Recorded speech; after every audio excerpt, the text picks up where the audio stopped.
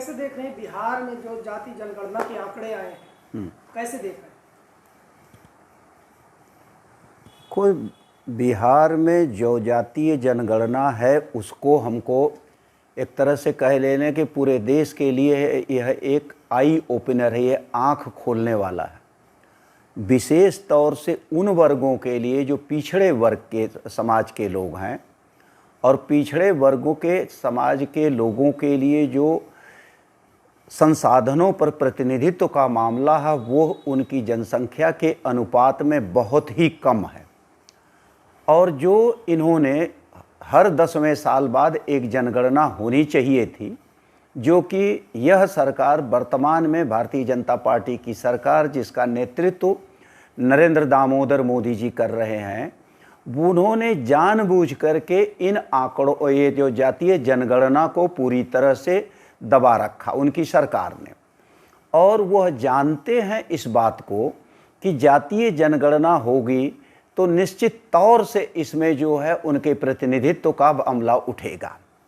और जहाँ तक उसके भी पीछे अभी चलो, अभी तो ये बहुत अर्ली स्टेज है, बहुत अभी आया है मामला। लेकिन जब हम लोग जाति के सबसे बड़ा वैज्ञानिक तरीके से जो क्या बोलते हैं जो जनगणना हुई अभी तक के भारतीय इतिहास में, कहते हैं 1931 की जनगणना सबसे वैज्ञानिक जनगणना थी, जाति पर आधारित थी।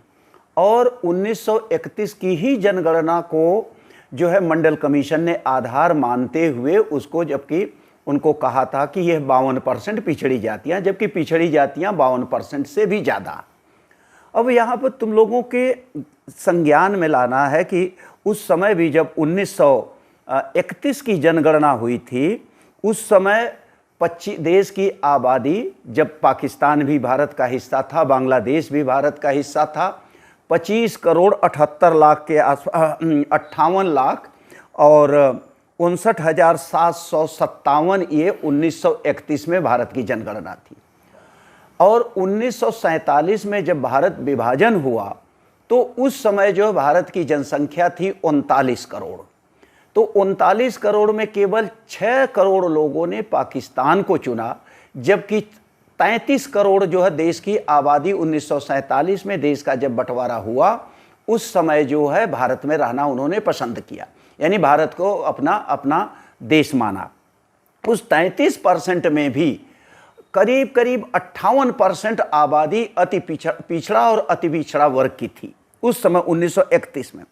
अब 1931 के बाद से हमेशा जनगणनाएं हर 10वें साल, बीच में का 2 बार नहीं भी हुई हैं जो लेट हुई हैं, लेकिन इस तरह से सुनियोजित ढंग से जनगणना रोक देना ये पहली बार 2014 के बाद से, जब से मोदी जी सरकार में आए हैं तब से यह एक तरह से प्रायोजित कार्यक्रम है जिसमें जो है जनगणना को रोका गया है। नंबर 1, ये चीज़ें समझने की ज़रूरत है जब हम लोग इस बात पे कहते हैं कि 1999 और 2000 में एक रिपोर्ट प्रकाशित की गई है जिसमें 1991 में और 2000 में इनकी जनसंख्या जो बताई गई थी 35%। और कौन कह रहा है? ये NSSO कर रहा है, जबकि 2011 तक जनगणना हुई है लेकिन पिछड़े वर्ग की जनगणना नहीं हुई है। तो NSSO कहता है या जातिगत जनगणना जो हुई है नहीं हुई है, पिछड़े वर्गों की अनुसूचित जाति की जनगणना तो होती ही।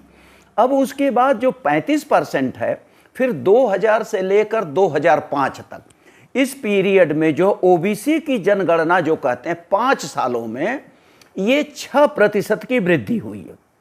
तो हम कहते हैं कि 2000 से 2000 के 1999 से 2000 तक 35% और फिर 6 सालों में जो 5 साल हुए हैं 2005 तक इसमें 6% की वृद्धि, यानी 2005 तक जो है 41% यह देश की जनगणना इनकी आबादी हो गई पिछड़े वर्गों।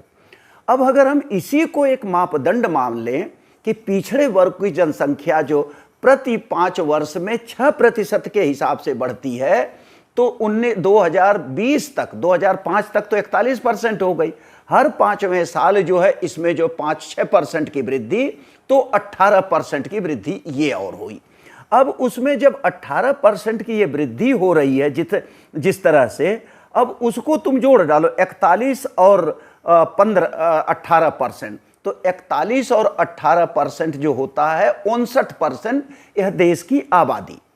और मैं इस चीज को और भी मजबूती के साथ कह रहा हूं कि पिछड़े वर्ग में एक चेतना जगाने की जरूरत है। मैं इसको और भी कहता हूं कि नरेंद्र दामोदर मोदी की सरकार का एक षड्यंत्र, इसको मैं कहता हूं, रणनीति मैंने एक षड्यंत्र कहता हूं कि सभी हिंदू हैं, जबकि हिंदू कोई नहीं है। इसमें न अति पिछड़ा वर्ग है, न पिछड़ा वर्ग है, न अनुसूचित जाति है, न जनजाति है। और बहुत स्पष्ट बोल रहा होना चाहिए कि हिंदू बनाम गैर हिंदू। तो जब हम इस तरह से कहते हैं तो अनुसूचित जाति, अनुसूचित जनजाति, पिछड़ा वर्ग और उसमें जो है बाकी अल्पसंख्यक तो खैर है ही नहीं, मुसलमान तो है ही नहीं, जो 85% का जो बनता है अनुपात देश की आबादी का, वो 85% किसी भी सूरत में हिंदू नहीं है।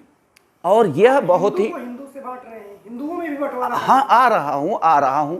हिंदुओं को हिंदू में बंटवारा मैं नहीं कह रहा हूं, यह तो इतिहास प्रदत्त सच्चाई है भाई। अगर मैं कहूं कि हिंदू में बंटवारा हो रहा है, तो बंटवारा अगर हिंदू को बीजेपी सरकार चाहती है उनको एक रखना है, तो क्यों नहीं संसाधनों में उनके जनसंख्या के अनुपात में उनका प्रतिनिधित्व दिया जाए। नंबर 1, मैं कहता हूं देश में 3 करोड़ से ज्यादा पुजारी हैं। फिर मैं उसी बात को कह रहा, 3 करोड़ 77 लाख देश में पुजारी हैं, जो मंदिर हैं उसमें।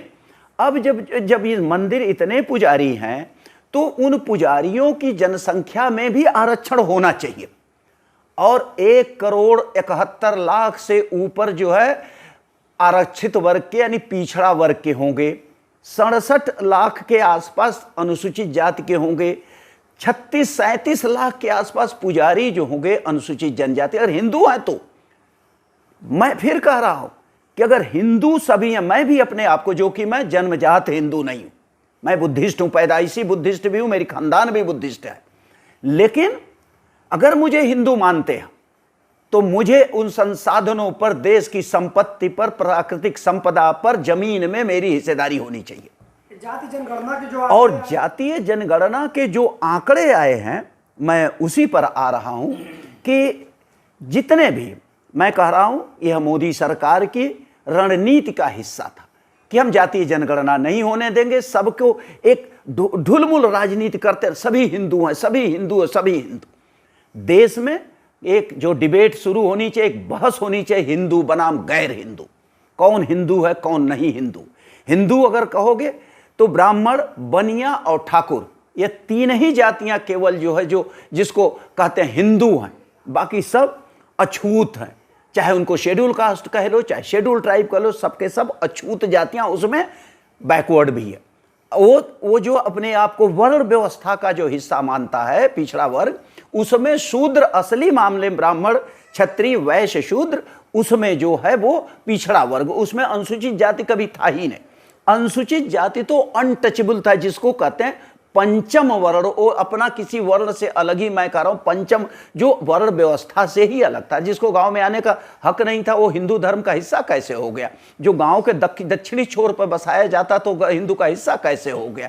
जिनके देख लेने से सड़कें और जो गलियां साफ की जाती थी, झाड़ू पीछे बांधो, हिंदू कैसे हो? वो तो हिंदू हो ही नहीं सकता। ये तो पुरानी बात है। ये पुरानी नहीं, आज भी है, यह आज भी है। जाति पर आधारित पैसे, जाति पर आधारित जो है क्या बोलते हैं, इनके नौकरी दी जाना। तुम रोड पे निकल जाओ, जितने भी एमसीडी में जो सफाई सुबह करते करते गिन डालो कि कितने उसमें ब्राह्मण, कितने ठाकुर, कितने बनिया, गिनो, देखो सबके सब वाल्मीकि आएंगे। सर जो मेन होल में घुसने वाले, जो सफाई करने वाले, वो कौन है? वाल्मीकि समाज है।